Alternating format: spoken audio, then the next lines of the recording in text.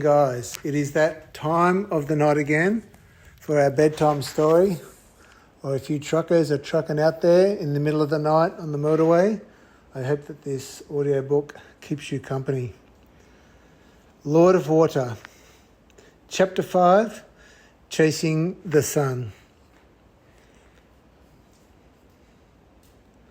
A gentle warmth spread over the whole bay. The only movement was that of the swell and tide dissipating into the bay. Dozens of drawboats lifting together on the peaks of the swell and settling back into the troughs. They all appeared poised and ready to jump at the sound of a starting gun, but with no sails or a trace of mechanical engine, there was no visual way to see what drove these sleek spirits of the ocean. Each and every one of them looked set for speed and endurance, but unless you had seen one of them in action, you wouldn't have any idea of how they drive the power of the sea. I had read about them in text and held some interest in the power that they held, but it was now time to slide through the heads and drive through the swells out and beyond the horizon. Gary and her cheeky deckhands spent the next moments straightening up the supply area and ensuring our quarters were in order. We had all that we needed, hopefully. Gary threw out orders with Max and Pay dancing all over high sun, carrying out dozens of rapid tasks like little lightning beavers. Gary held us both in his gaze and assured us that there was nothing needed for us to do. His warm smile gave us confidence, but also an air of excitement and exhilaration with what we were about to experience. He gave out the last orders to Max and Pay, then giggled to himself with his own sense of pleasure.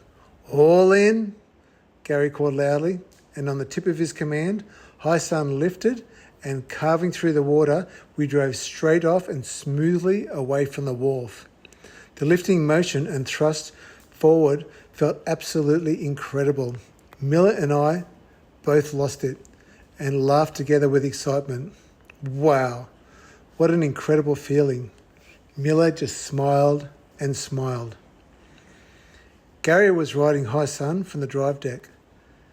He held 2 control rods in his hand and was timing his turns smoothly with the rhythm of the light swell in the bay. High sun drew long, easy turns toward the heads, and within what seemed like seconds, we were thrusting past the heads and driving long, sleek strides directly through the larger ocean swells. An initial feeling of slight fear combined with exhilaration filled us both. But we were reassured by Gary, Max and Pay as the 3 of them just went about their tasks. Our speed multiplied and the land behind us fell away and became the horizon within minutes. Gary carved the length of high sun at an optimum angle, taking a heightened advantage on the clean lines of ocean swell. Why we were not driving up and down with the peaks and troughs of the waves at first confused me. Then it dawned upon me that we were lifted out of the water and our hull was steadily placed on top of a lower horizontal driving keel. Gary could read my question. He waved me to come across to the port side and look down to the clear blue water underneath.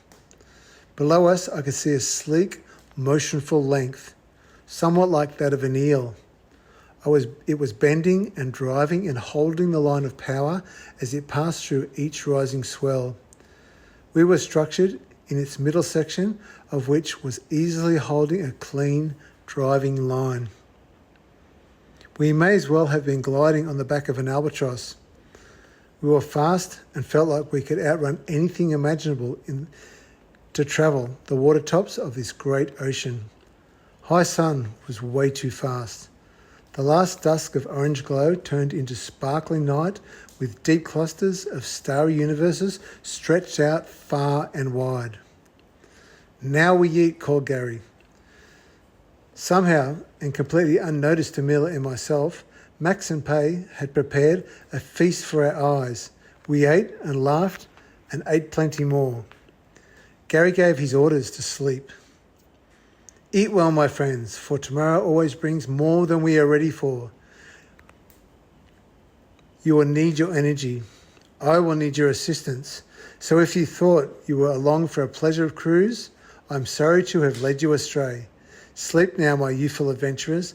Max and Pay will have breakfast aplenty for you in the morning.